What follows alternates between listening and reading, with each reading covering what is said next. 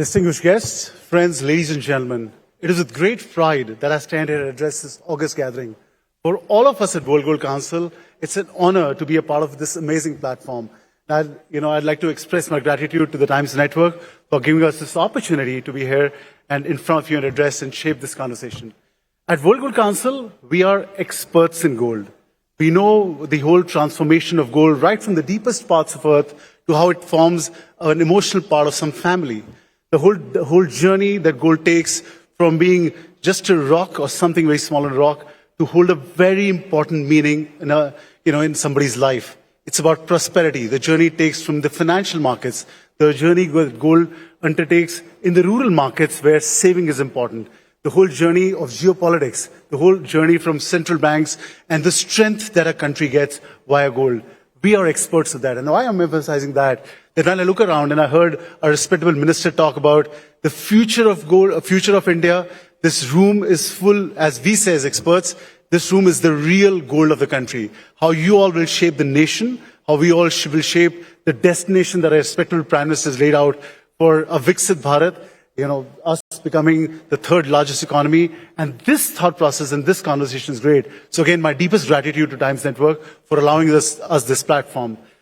2024 and this phase of India, and we will talk about today and tomorrow about what's happening in our country. We heard in the last two conversations of all the great things that are happening. And Mr. Amitabh Kant was here to, sir, deep respect to you in terms of how you shaped the narrative to someone like us as professionals and how when we go at global platforms, the confidence we have on what our nation is about is because of, again, I say, the great minds like you. Now, for us, 2024 has been, as we call, a golden year. And while Mr. Prangria mentioned that gold perhaps is not the best investment, I'd just like to put two numbers. We've seen gold performing at 21% return in 2024 in INR terms and about 28% in US dollar terms. We've seen 40 peaks of gold historically in this year. All the elements around geopolitics, all the elements around gold as a diversification in the portfolio have panned out in this year in particular. We've seen this year where consumption, not just in India, but consumption globally has gone up. How the movement and the strengths of a nation, of a country come because gold is a part of your family. We've talked to consumers that when you have gold and when you own gold, what it does to your risk-taking capability and other elements. So 2024 has been a great year for us from that perspective. But a lot of other elements have happened. Our respectable minister talked about the different reforms and different steps taken by the government. But I'd like to acknowledge a few more. On the 22nd of July, while the budget was getting announced, in one simple sentence, a respectable finance minister changed almost the future of gold in India, but overseas as well. In one sentence, where the duty reduction was done from about 15% to 6%, we got gold at the same parity to the Indian consumer at par with anywhere else in the world. In one sentence, we got the organized play of our industry at one place. At one sentence, the whole parallel market of smuggling got absolutely vanished. And how this year will be a true reflection of gold. And what does gold do? We employ about 6 million people in the country, indirect jobs of 4 times that. We are about 3% contributor to the GDP of the country. And we generally want to shape the narrative of a good financial inclusion and the future of the country. A few other steps that have happened of lately. We've set up the first gold exchange at the Gift City. A very significant step to make gold and India being an important player and the market maker of gold. India, my friends, is the only country in the world where mandatory hallmarking is by the rule of law now required by any jeweler. What it means is that when you buy any piece of jewelry in the country, by law, you have a unique inscription on a jewelry piece to give you that confidence around purity and how you consume as an asset class. Now, lots happening on that front. But as we look into the future, how we at World Gold Council and the gold industry is committed to transform the future and the narrative of gold into the world. And I'd like to share with you some very important projects that we are undergoing.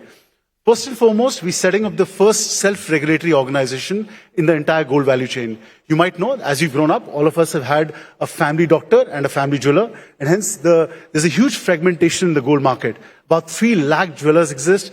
I can't even mention the number of bullion traders, manufacturers, and so on and so forth. The intent of this first self-regulatory organization, and again, it's the first in the world that's happening in India. The intent is that to get the entire industry together. It's called the IEC, the India Association for Gold Excellence and Standards. And the intent is that it's not about a big boys club. It's about a jeweler who's in Chandni Chowk or a jeweler in Bada Bazaar in Calcutta, where we can lay out a path for him to go into an organized play, an organized world. And that we think is important as we go into the future of our country and the future of Viksit Bharat. And just a reflection about why organized play is important. We were largely an unorganized industry a few years back. Just fast forwarded to the last 2 years, we've seen over 20 IPOs. And what an IPO does to a jewelry manufacturer or retailer is to saying, I want to operate absolute transparently. I want to operate in the rules of game and rules of law. So that's the first SRO. It's the first of its kind. We believe as it goes forward, the industry will get more and more organized, and we will be able to give a way for every skill player to move into this direction of future. That's our first project. The other second important project is that we want to be, we call it the 247, and the intent is to digitize and digitize gold.